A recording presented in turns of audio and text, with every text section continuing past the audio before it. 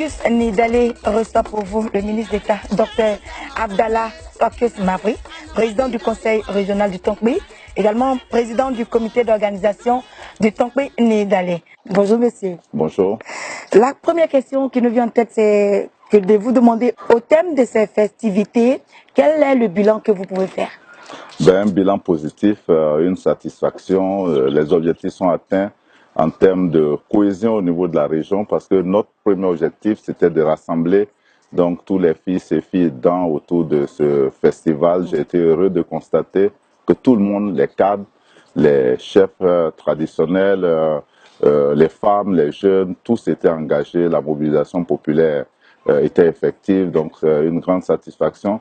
Ensuite, la fréquentation donc du festival, par le nombre de visites que nous estimons aujourd'hui à plus de 150 000, c'est un élément important pour un festival qui est à sa première édition. Je peux même dire qu'il est à son édition 0.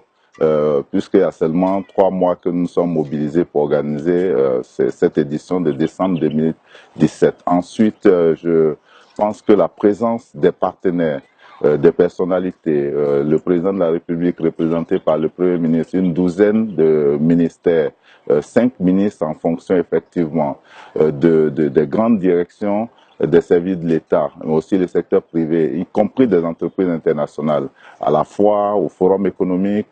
Tout cela est positif. Nous avons eu des partenaires qui se sont engagés dans la confiance avec nous, l'OIF notamment et quelques entreprises privées au plan national sur le village gastronomique, etc., etc. Je crois que nous pouvons être satisfaits et aujourd'hui nous pouvons dire que le Nidalé a pris vraiment son envol. D'accord. En tant que président du conseil régional du Tonkpi, est-ce que vous pouvez nous dire les retombées du Tonkpi Nidalé sur la région? Il est évident que ce festival aura des retombées. D'abord, nos atouts touristiques vont être valorisés. Vous avez vu que les hôtels de Mans et des villes du voisinage ont fait le plein. Les restaurateurs ont fait de bonnes affaires, pas seulement ceux qui étaient sur le village gastronomique, mais aussi en dehors. Il y a eu de l'animation, donc évidemment, tous les espaces d'animation de la ville ont reçu du monde. Mais nous avons aussi une charge, c'est le développement de la région. Et lorsque nous avons des investisseurs qui viennent, y compris ceux qui ont pris des engagements sur des projets immédiats, c'est une excellente chose. Nous, en ce qui nous concerne au niveau du conseil régional, nous avons présenté par exemple un plan pour construire un siège du conseil sur ce site provisoire du Nidalé doublé d'un hôtel. Et nous avons un partenaire qui nous a dit d'ici 6 mois, si Dieu le veut, on signe la convention pour qu'il le fasse. Donc il y a des retombées économiques, il y a des retombées sociales, il y a des retombées culturelles. C'est une évidence et nous sommes satisfaits. Monsieur le ministre, pouvez-vous dégager les perspectives de la deuxième édition à venir? Alors c'est une édition qui promet. Évidemment, la barre a été mise très haute, donc maintenant à nous de tenir le coup, mais nous avons une équipe mobilisée.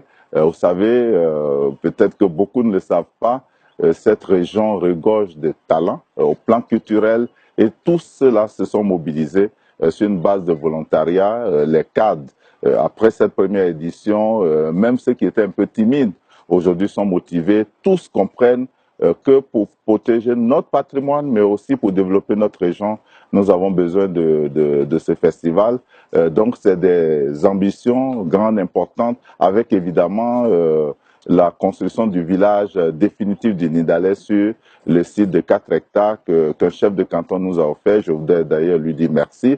Donc, construire le village sur un site définitif, l'équiper, ensuite faire un programme qui tire donc les leçons de cette première édition et puis enfin commencer la communication et la promotion très tôt pour que nous nous retrouvions en décembre prochain avec 2, 3, 4, 10 fois plus de monde et que nous ayons les capacités de gérer. Donc c'est un appel également à tous les investisseurs dans les secteurs du tourisme, de l'hôtellerie, à venir investir dans le Tonkpi, à Mans, mais dans les villes secondaires de la région, mais aussi à faire en sorte que les circuits touristiques soient développés davantage. Je crois que nous allons dès janvier nous mettre au travail et je crois qu'avec le soutien de tous, nous y arriverons.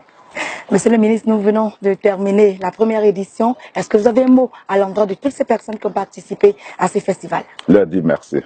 Leur dire merci, leur dire la confiance que nous comptons leur renouveler, leur dire qu'ils ont eu raison de s'engager et que ce que nous avons commencé à faire est la meilleure des choses que nous pouvons offrir à notre région.